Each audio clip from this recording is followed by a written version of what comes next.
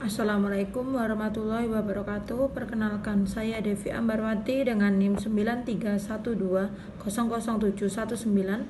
akan menerangkan materi tentang pendampingan dan penanganan perkara pidana. Dalam materi ini terdapat dua pembahasan. Yang pertama adalah perkara pra-peradilan. Yang kedua adalah tahap pemeriksaan perkara di pengadilan. Materi yang pertama adalah perkara pra-peradilan. Dalam pembahasan ini dipecah lagi menjadi 4 bab, yaitu pertama adalah pengertian pra-peradilan, yang kedua adalah peranan pra-peradilan, yang ketiga adalah tujuan pra-peradilan, dan yang keempat adalah wewenang dari pra-peradilan. Pertama adalah pengertian pra-peradilan, disebutkan dalam pasal 1 angka 10 Kitab Undang-Undang Acara Pidana. Pra-peradilan adalah wewenang pengadilan negeri untuk memeriksa dan memutus menurut cara yang diatur dalam undang-undang tentang 1. Sah atau tidaknya suatu penangkapan dan atau penahanan atas permintaan tersangka atau keluarganya atau pihak lain atas kuasa tersangka. 2. Sah atau tidaknya penghentian penyidikan atau penghentian penuntutan atas permintaan demi tegaknya hukum dan keadilan. 3 adalah permintaan ganti rugi, kerugian atau rehabilitasi oleh tersangka atau pihak lain atas kuasanya yang perkaranya tidak diajukan ke pengadilan. 2 adalah kewenangan peradilan yang diberikan oleh undang-undang hanya terbatas pada apa yang disebutkan. Yang kedua adalah peranan pra-peradilan.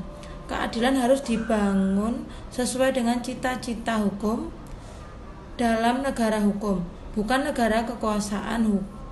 Hukum berfungsi sebagai perlindungan kepentingan manusia. Penegakan hukum harus memperhatikan 4 unsur, yaitu 1. Kepastian hukum, 2. Kemanfaatan hukum, dan yang ketiga adalah keadilan hukum, serta yang keempat adalah jaminan hukum. Selanjutnya adalah tujuan dari pra-peradilan, yaitu untuk mengawasi tindakan upaya paksa yang dilakukan penyidik atau penuntut umum terhadap tersangka supaya tindakan itu benar dilaksanakan sesuai dengan ketentuan undang-undang dan benar-benar proporsional dengan ketentuan hukum, serta tidak merupakan tindakan yang bertentangan dengan hukum. Keempat adalah wewenang pra-peradilan. Wewenang pra-peradilan sendiri diatur dalam KUHP, khususnya pada bab 10 yang mengatur tentang wewenang pengadilan dalam mengadili, khususnya dari pasal 77 sampai 83 dan bab 12 mengenai ganti rugi dan rehabilitasi. Sebagaimana diatur di dalamnya, disebutkan bahwa pra-peradilan hanya merupakan tambahan wewenang yang diberikan kepada pengadilan negeri untuk memeriksa dan memutus tentang sah atau tidaknya penangkapan, penahanan, penghentian penyidikan atau penghentian penuntutan, dan ganti rugi, kerugian atau rehabilitasi bagi seseorang yang berperkara pidananya dihentikan pada tingkat penyidik atau penuntutan. Selanjutnya adalah tahapan penyidikan. Dalam tahap ini ada 2 tahap, yaitu yang pertama adalah pemeriksaan persiapan yang diatur dalam pasal 63 Undang-Undang Nomor 5 Tahun 1986 yang menyatakan sebelum pemeriksaan pokok sengketa dimulai, hakim wajib mengadakan pemeriksaan persiapan untuk melengkapi gugatannya. Yang kedua adalah mengenai tata cara pemeriksaan di sidang perkara peradilan yang diatur dalam pasal 82 ayat 1 huruf B, huruf C, dan huruf D KUHP yang berbunyi, dalam pemeriksaan dan memutus tentang sah atau tidaknya penanganan atau penahanan atau tidaknya penghentian penyidikan atau penuntutan, permintaan ganti kerugian dan rehabilitasi akibat tidak sahnya penangkapan atau penahanan, akibat sahnya penghentian penyidikan atau penuntutan, dan ada benda yang disita termasuk alat pembuktian, hakim mendengar keterangan baik dari tersangka atau pemohon maupun dari pejabat yang berwenang. Selanjutnya adalah objek pemeriksaan sidang pra-peradilan.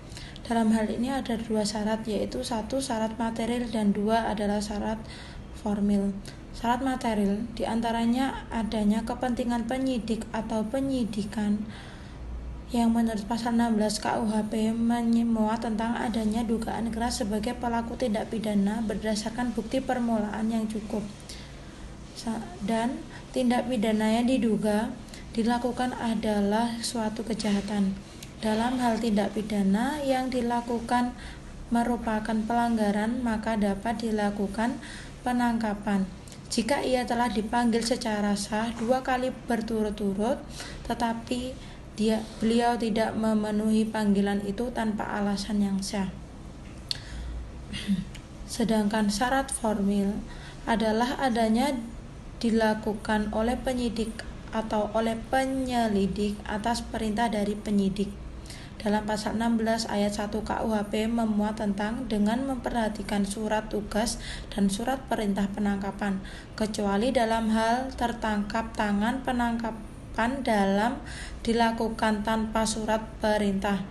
Dengan ketentuan penangkapan segera menyerahkan orang yang ditangkap beserta barang bukti kepada penyidik, pembantu atau penyidik yang terdekat menurut pasal 18 ayat 2 KUHP.